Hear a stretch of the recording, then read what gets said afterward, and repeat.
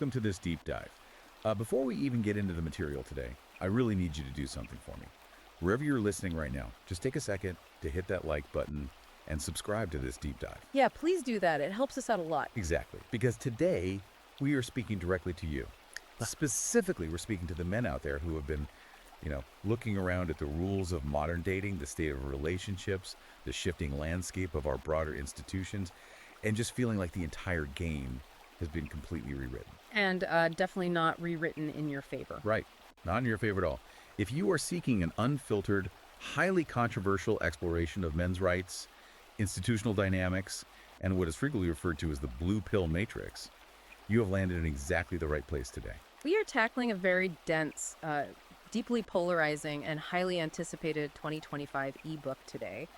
The title is How to Train a Bitch Whore to Housewife by Conrad Riker. And right at the top, we want to make absolutely sure you know where to find the source material. If you want to read this text for yourself, which we highly recommend so you can make up your own mind, check out Amazon, Kindle, and Google Play Books to buy a copy. Yeah, and you should also follow the author's ongoing writing on his Substack at Conrad Riker. That's at ConradNriker. The title alone, it sets the stage for the kind of intense territory we are entering today. The primary hook of this text is that it frames itself not just as a dating guide, but as a literal survival manual. It's meant to be a wake-up call. Exactly. It promises to wake men up from a societal conditioning that the author describes as the blue pill matrix. And for anyone unfamiliar with how that term is being utilized in this specific context, the author uses it to describe a fabricated cultural reality. Like a set of comforting lies. Right. Comforting lies designed to basically extract utility and resources from men while suppressing their natural instincts. The promise of the book is this incisive, fascinating breakdown of the biological, psychological, and institutional forces that the author claims are fundamentally stacked against men today. So our mission today is to thoroughly unpack Conrad Riker's provocative framework. We are going to explore the historical shift of our institutions, particularly looking at how they operated before and after what the text describes as their complete capture by feminist and Marxist ideologies. We're going to examine the concept of female hypergamy in exhaustive detail, and eventually we'll outline the exact strategies the author proposes for reclaiming male sovereignty. But before we move forward... Yes, this is crucial. We must issue a clear, mandatory disclaimer regarding the nature of this big dive. We really need to underline this. The material we are reviewing today is highly politically charged. It contains themes and assertions that are deeply controversial, bridging both left-wing and right-wing political spectrums. We are reviewing this material completely impartially. We are not taking sides. We're not taking sides, and we are not endorsing the viewpoints of this content. Our job is simply to map out the ideas, report on the original source material objectively, and help you, the listener, understand the core arguments Conrad Riker is making to his audience. We are just here to act as your guides to the text itself. That is the foundation of our approach today. We're holding up a mirror to the text so you can examine the mechanics of its arguments. So what's the roadmap look like? The roadmap for this deep dive is going to take us through several distinct layers of this philosophy. We'll start at the bedrock of evolutionary biology, looking at what the author terms the shit test and his interpretation of hypergamy.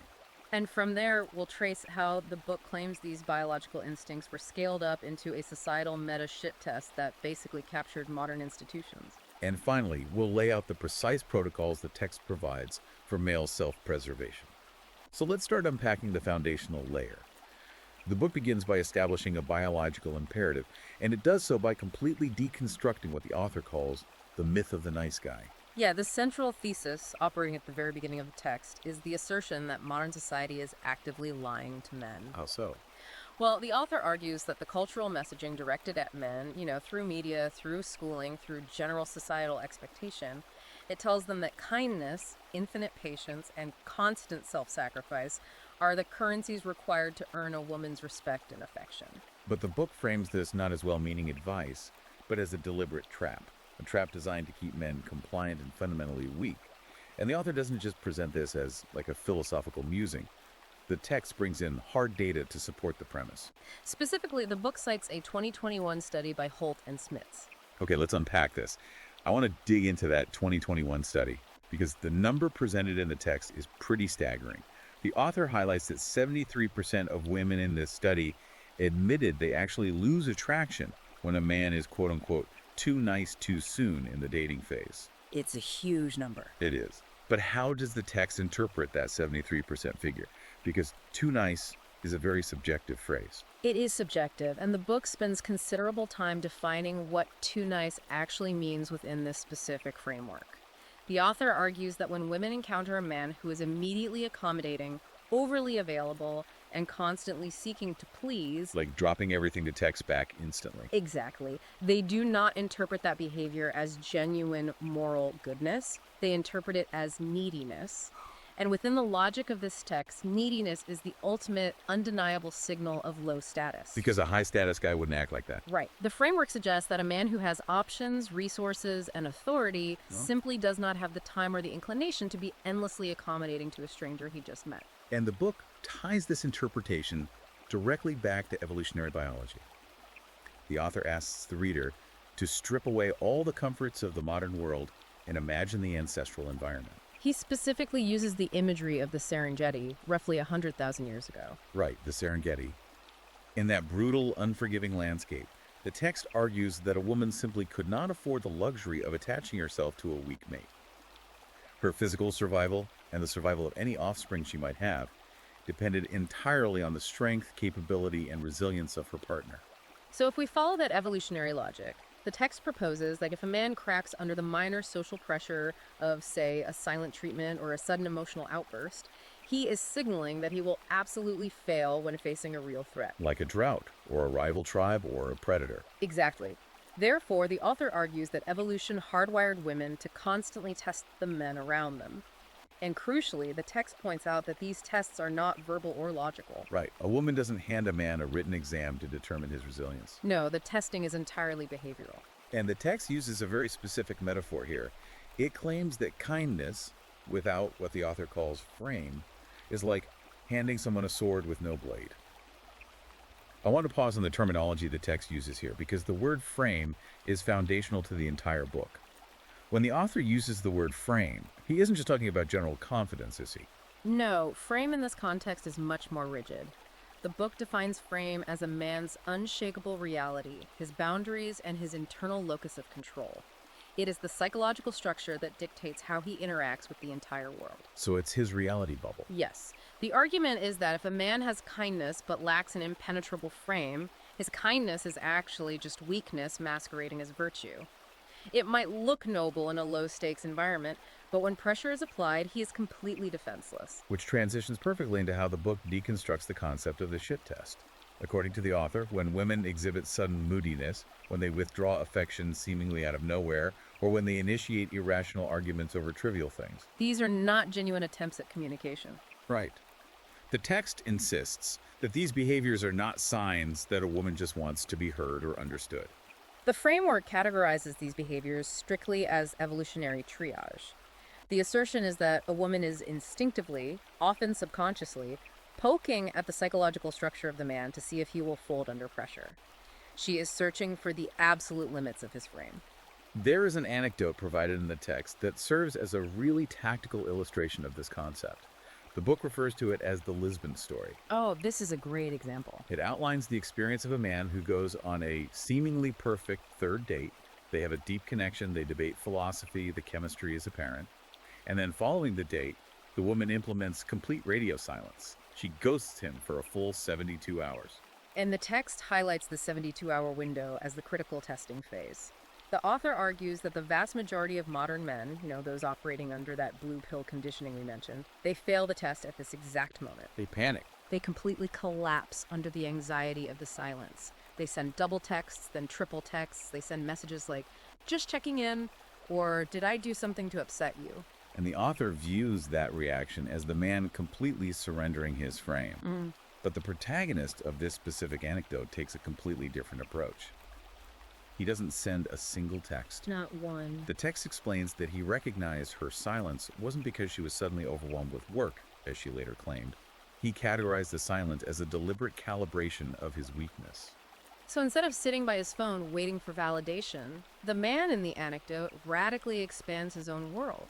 He goes to the gym, he books a spontaneous flight to Lisbon, and he literally climbs a volcano in the Azores. And when the woman finally breaks the silence after 3 days with a classic text apologizing and claiming she was just so overwhelmed, the man does not demand an explanation. He doesn't express anger. He doesn't express relief either. Yeah. He simply replies, "No worries, I just climbed a volcano in the Azores. Volcanic soil grows the best pineapples." The author uses that response to demonstrate what absolute sovereignty looks like. The man completely ignored the weaponized silence and demonstrated pure non-reactivity. And the book points out that the woman's reaction to this wasn't anger at being ignored. It was instant curiosity and heightened attraction. The framework argues that by refusing to orbit her emotional state, he proved his frame was unbreakable. To support the idea that silence is utilized as an evolutionary testing mechanism, the text brings in a 2022 dataset from Occupic. What does the data show? The data indicates that women initiate ghosting 3 times more often than men do. Wow. 3 times. Yes, and the author uses this statistic to argue that ghosting is not merely a modern dating annoyance or just a symptom of digital rudeness. In the worldview of this text, ghosting is a digitized version of the ancient evolutionary hunt. It is a calculated evaluation process designed to weed out men who lack emotional control. And that evaluation process is the engine driving the next major concept the book tackles: hypergamy. The text doesn't just treat hypergamy as a dating trend, it frames it as an absolute, inescapable law of the universe. The definition of hypergamy provided by the author is totally uncompromising.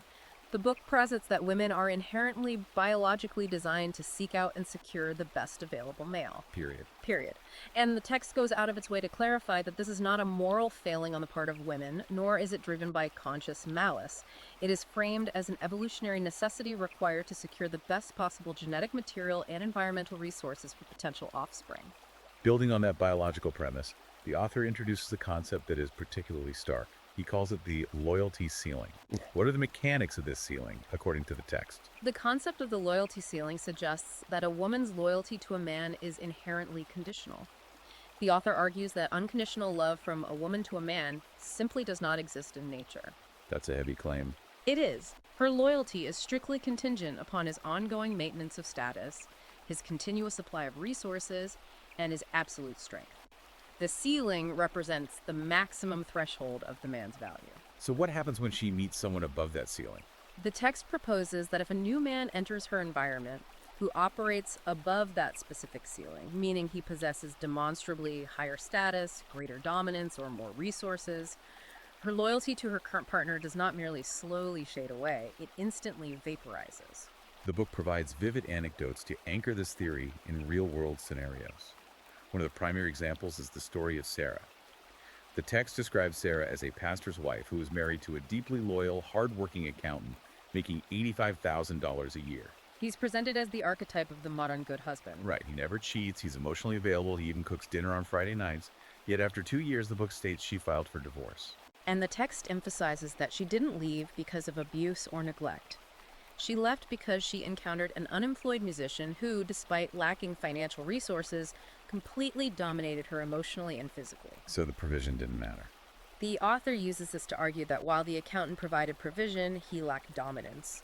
When forced to choose, the biological imperative prioritized the dominance of the musician over the quiet stability of the accountant.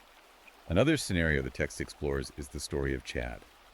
Chad is described as a highly successful software engineer in Texas, working 80-hour weeks. He buys a house in an upscale neighborhood and completely finances his wife's graduate school education. He follows the societal script perfectly. But 2 years later, his wife leaves him for a TikTok influencer. The book describes the influencer as someone who drives a Cybertruck, wears designer sunglasses indoors, and posts videos of himself doing kettlebell swings on yachts. The author's interpretation of this event is brutal. The text states that Chad did not lose his wife to infidelity, he lost her to obsolescence. Obsolescence, like an old iPhone. Exactly. The framework suggests that the wife simply upgraded because the influencer, despite potentially lacking the quiet stability of the engineer, signaled a much higher level of visible social status and outward dominance. To back up this highly transactional view of relationships, the book cites Pew research from 2023.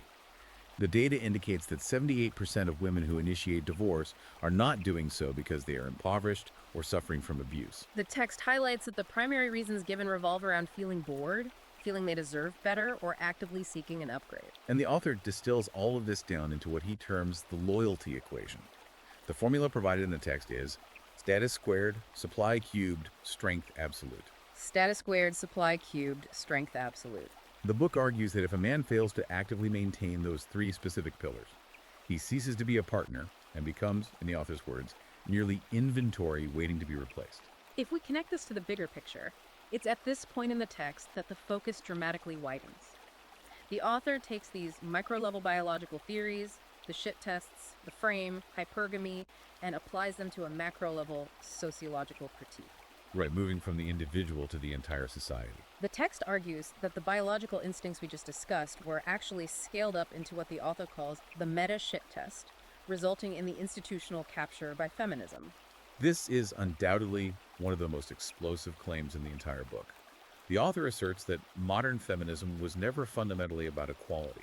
Instead, the text views the entire movement as female hypergamy and the biological shit test elevated to the level of societal infrastructure and legal institutions. The text explicitly frames feminism as a Marxist and ideological psyop. I want to explore how the author justifies that specific terminology. The argument presented is that this movement was systematically designed to disarm men of their natural authority.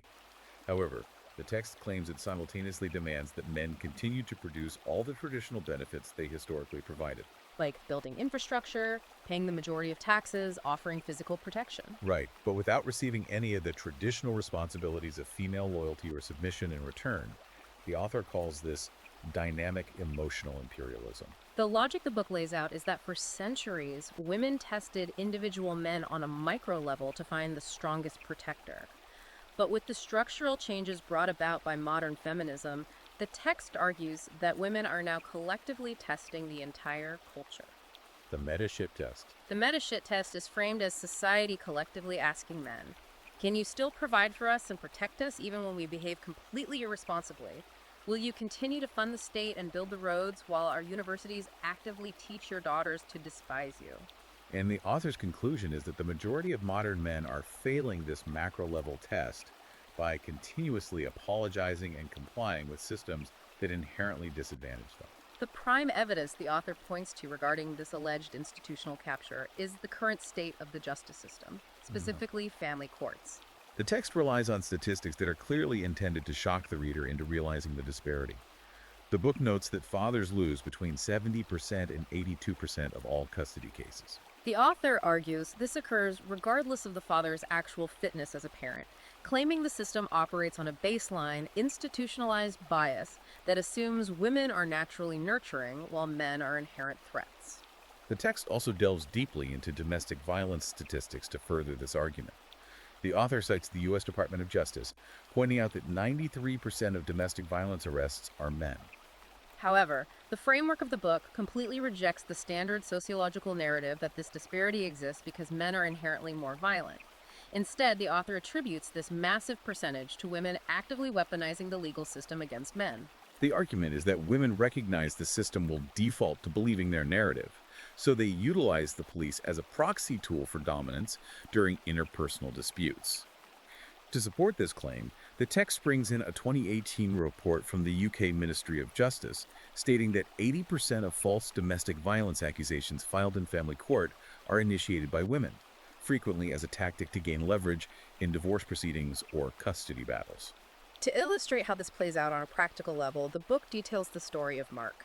According to the text, Mark was married to a woman whose behavior had completely spiraled out of control.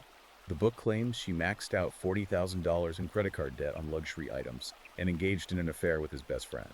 When the tension inevitably boils over, the text states that Mark simply raised his voice. He didn't become physically violent, he yelled out of frustration, and the wife immediately called the police. The author focuses heavily on the reaction of the police in this anecdote. When law enforcement arrives, the book claims they completely ignore the context of the situation.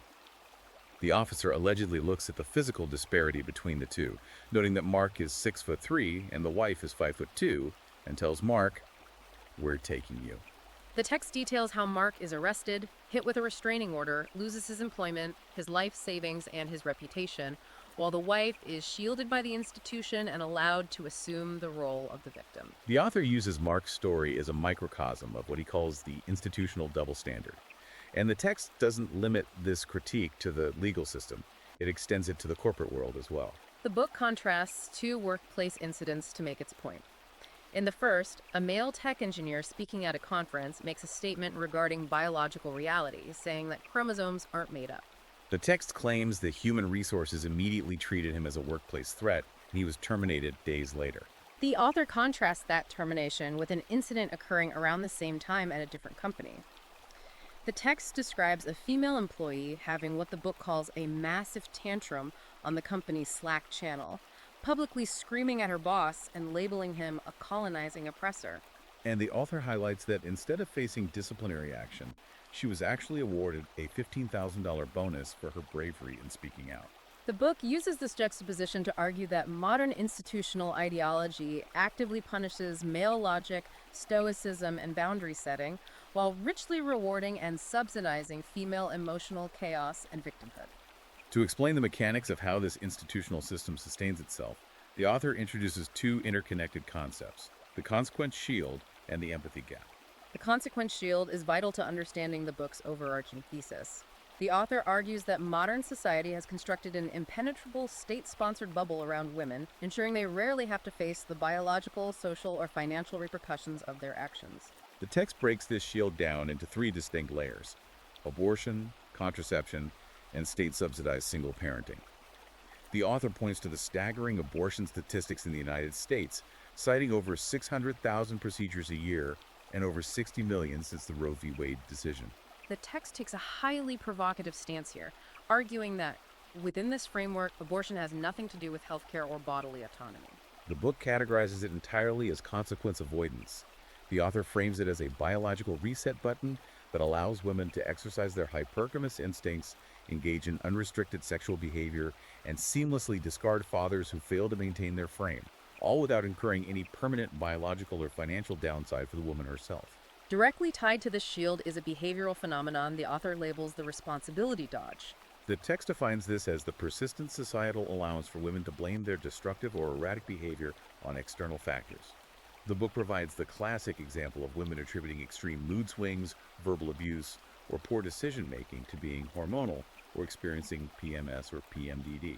The author bluntly states that "I was hormonal" has become the adult female equivalent of "the dog ate my homework." It functions as an institutionalized alibi that allows women to evade guilt and accountability, while men are held strictly and ruthlessly accountable for every single action, word, and reaction. This leads directly into the author's exploration of the empathy gap. The text actively challenges the deeply ingrained conventional wisdom that women are inherently the more empathetic sex. To dismantle this idea, the book cites a 2021 study from the University of Michigan. The text spends considerable time on the nuances of this study. It notes that the research does show women expressing high levels of empathy, but the author emphasizes that this empathy is heavily filtered and directed outward in very specific ways. The study indicates that women express empathy primarily toward other women, toward children, and toward animals. But not men. The critical pivot the author makes here is focusing on how that empathy applies to men. The text asserts, based on its interpretation of the study, that women fundamentally view male suffering, vulnerability, or failure not with compassion, but with profound disgust. Within the biological framework the author has established, female biology interprets male suffering as a dangerous signal of weakness and a failure to protect. The book paints a very bleak picture of this dynamic in domestic life.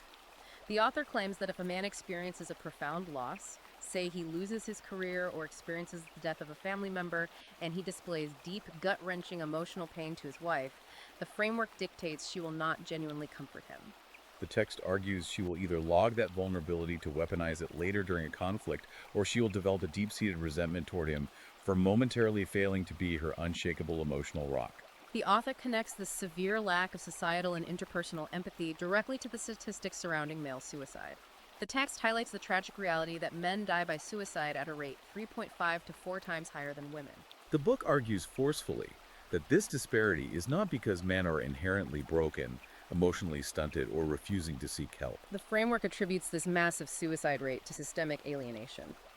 The author claims men are driven to despair because they are systematically stripped of their children in family courts, relentlessly demonized by feminist media narratives that label their natural masculinity as toxic, and ultimately expected by both their partners and society to suffer entirely in silence.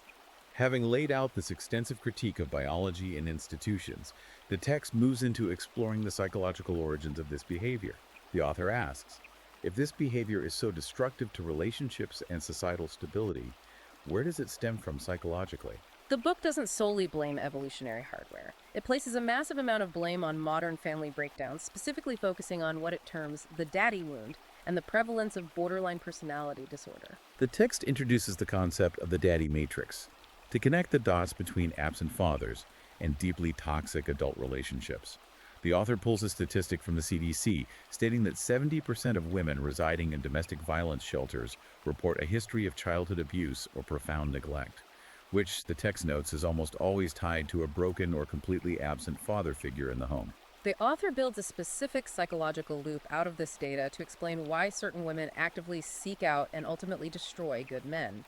The text maps out the loop very explicitly. It begins with the absent dad. Because the father is missing or abusive, the daughter grows up with a massive psychological void regarding male authority and love.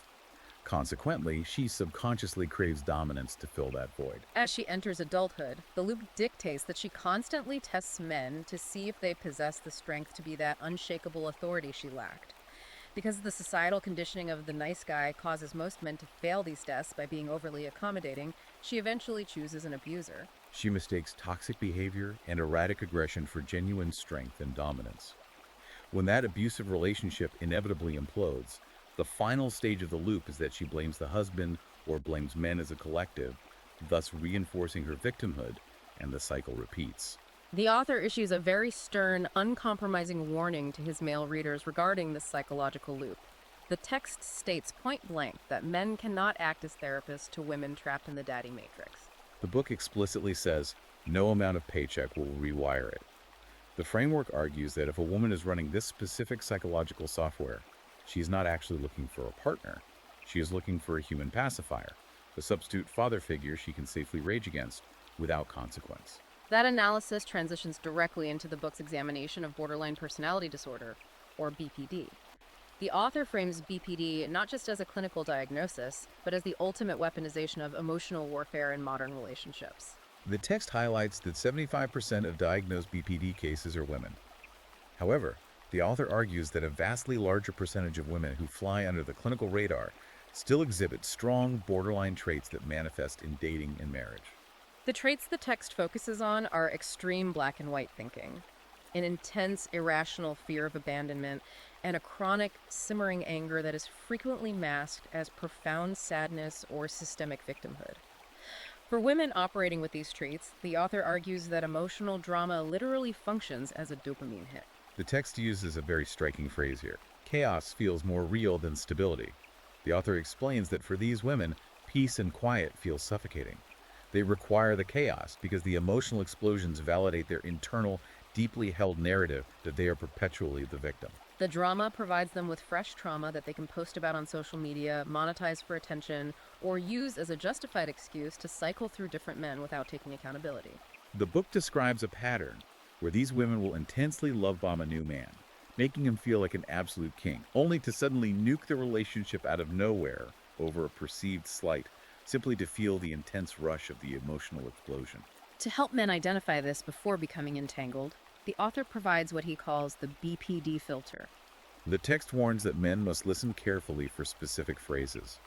If a woman chronically uses the phrase, "You're just like all the other guys," over incredibly minor boundary enforcements. For example, if a man simply says no to a small request, or fails to text back within 5 minutes because he's working, the book labels this a massive, undeniable red flag. The author insists this phrase is a trap.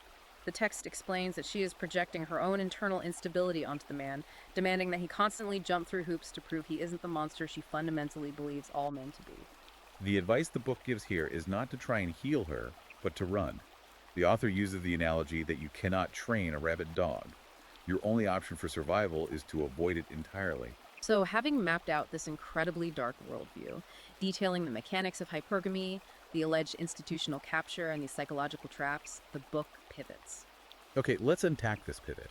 It doesn't just leave the reader with a diagnosis of despair. The text pitches itself as a tactical manual. It transitions into laying out the arsenal.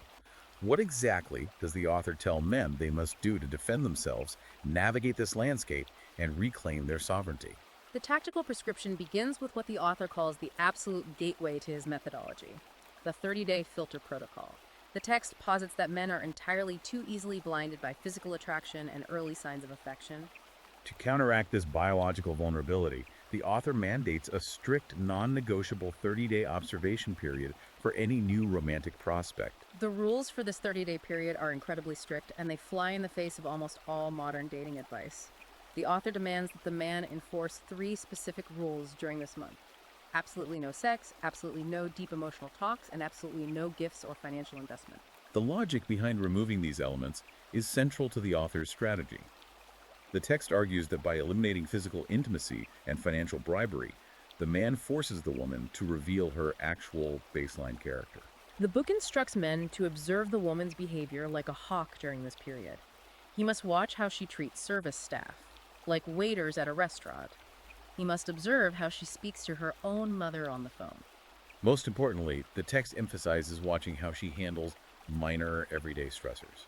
Things like a traffic jam, a delayed flight, or a wrong order at a coffee shop. The author argues that if she demonstrates impatience, entitlement, or throws a tantrum over these minor inconveniences, the man must walk away immediately. The framework insists that character does not magically improve after marriage.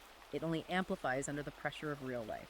During this 30-day observation period, the text provides a core, cutting question that every man must honestly ask himself about the woman he is evaluating. The defining question the author poses is this: would this woman stay if I lost my job, my car, and my looks? The book states that if the answer to that question is anything less than an absolute rock-solid yes, she is not a wife. The author categorizes her simply as a tenant. And the text uses that real estate metaphor deliberately. A tenant will not defend the property when times get hard. They simply break the lease and abandon the building when the rent goes up, for when a nicer building opens across the street. The entire purpose of the 30-day filter is to strip away the romantic illusions and force the man to confront the raw, transactional reality of her loyalty. Here's where it gets really interesting. If a woman manages to pass this rigorous filter, or if a man is already entrenched in a marriage that is actively failing, the book introduces its ultimate tactical tools: the frame lock and the marriage reset. These tools are built entirely around a concept the author calls the respect-first model. The text notes that modern couples therapy almost universally dictates that building affection and emotional intimacy will eventually lead to mutual respect. The author completely rejects and flips that therapeutic model. The book argues that affection fundamentally follows authority. The framework asserts that a woman is biologically incapable of loving a man she does not respect, and she cannot respect a man whom she can easily emotionally manipulate or overpower. To establish this respect, the text requires the man to initiate the frame lock. The advice provided here is jarringly anti-therapeutic. The author instructs men to immediately stop communicating their feelings and start commanding their environment. The book dictates that if a woman throws a tantrum or initiates an irrational argument, the man must absolutely not reward it with sympathy or engagement. He must not ask, "How are you feeling?" or attempt to validate her emotions. The text instructs the man to stand completely firm when she pushes against his boundaries. If she escalates into emotional manipulation or verbal abuse, the author tells the man to completely withdraw his presence and his attention. He must become an impenetrable brick wall, denying her the emotional reaction she is seeking.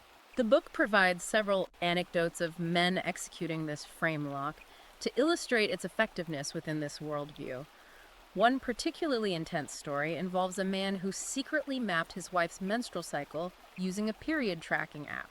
The text clarifies he didn't do this to stalk her, but to gather objective data on her behavioral patterns. According to the text, over a 3-month period of observation, the man realized there was a 92% correlation between his wife sending him massive text rants about how she hated her life and her entering the luteal phase of her cycle. Armed with this data, the man instituted a precise frame lock. He absolutely refused to engage in any serious conversations during that specific biological window. He would not discuss finances, he would not dissect the relationship, he would not validate the chaos. He simply stonewalled the emotional outbursts. The author notes that once the hormonal window passed, the wife inevitably returned to a baseline of logic and kindness.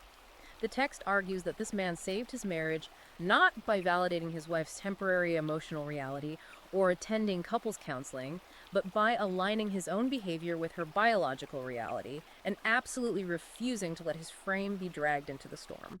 There is another intense example provided in the text regarding a man dealing with his wife's chronic responsibility dodge. The book describes a dynamic where every time the wife would rage or act abusively, she would later entirely deny it or severely minimize her actions. To counteract this, the text says the man began quietly recording her monthly episodes, capturing audio, video, and precise timestamps. Crucially, the author notes that the man did not confront her with these recordings in the heat of the moment. He maintained his frame, waited until she was completely calm days later, and then sat her down to play the tapes. He presented her with the undeniable objective pattern of her own unaccountability. According to the author's telling of the story, the wife did not react with typical apologies. Instead, confronted with an unbreakable frame of reality, she reportedly said, "No one's ever held me accountable before." The text argues that the man literally shocked her back into a state of respect by refusing to accept her fabricated version of events. All of these tactics and philosophies culminate in the author's ultimate assertion regarding the institution of marriage itself. The text argues that the most destructive lie modern men have been sold is the concept that marriage is a democracy, a 50-50 partnership of absolute equals. The author completely rejects the democratic model of marriage. The text states unequivocally that a successful marriage must operate as a monarchy with shared citizenship. The framework demands that the man must occupy the role of the king. He must be the sole protector, the primary provider, and the unshakable anchor of the family structure. The book warns that if a man abdicates this throne in an attempt to be his wife's best friend or equal, the entire kingdom will inevitably fall into chaos. The text concludes that the wife will ultimately resent him for forcing her to carry the burden of the crown, a burden the author claims she is biologically unequipped to handle. If we synthesize the entirety of this dense text, the core takeaway of Conrad Reicher's philosophy is an uncompromising, brutal call to action for his readers. The author is demanding that men completely stop apologizing for their inherent masculinity. He is instructing them to cease worshiping women as flawless, innocent victims of patriarchy. Instead, the text argues that men must focus all of their energy entirely on building undeniable power, specifically financial wealth, social status, and physical strength. Because within the biological and institutional matrix that the author has constructed in this book, weakness is framed as the only true crime. Power, maintaining frame, and establishing authority are presented as the only mechanisms that guarantee a man's survival, secure his respect, and ultimately maintain a woman's inherently conditional loyalty. It is a remarkably heavy, unapologetic framework. And as we reach the end of this analysis, we want to firmly reiterate our stance of complete impartiality. We have spent this deep dive strictly mapping out the worldview exactly as it is presented in Conrad Reicher's text. We have explored how this specific, highly controversial framework interprets evolutionary biology, the hidden power dynamics of interpersonal relationships, and the alleged ideological capture of modern legal and corporate institutions. We're not endorsing these views. We have simply presented the architecture of the book's arguments, and we leave it entirely to you, the listener, to weigh these concepts and decide what you really believe. Before we sign off, it is always valuable to look beyond the immediate boundaries of the text and ask larger questions. Based on everything the author has laid out, what is a final thought the listener can take away to mull over? A provocative question that builds on the text's assertions would be this. If the author is entirely correct in his assessment, if human mating is purely a ruthless, biologically driven marketplace completely devoid of unconditional love, and if all modern institutions are merely proxy battlegrounds designed for evolutionary dominance and consequence avoidance, what ultimately happens to the very concept of human progress? If empathy is merely a filtered biological trick, and loyalty always goes to the highest bidder regardless of history, can any society ever hope to build a system based on genuine cooperation and trust? Or does this framework suggest that men and women are forever locked in an inescapable, eternal frame war? That is a fascinating and sobering question to leave off on. We want to thank you for joining us on this intense journey through a very challenging text. Remember, if you want to dive into the raw, unfiltered source of this philosophy and examine the arguments for yourself, you need to buy the book. Go check Amazon Kindle and Google Play Books right now to grab your copy of How to Train a Bitch Whore to Housewife by Conrad Riker. And if you want to follow the author's ongoing thoughts and future writing, be sure to subscribe to his Substack at Conrad Riker. Again, that's ConradNriker. Finally, please, if you found value in this breakdown and want us to keep unpacking these complex texts, hit that like button and subscribe to this deep dive before you sign off. Put you on the next one.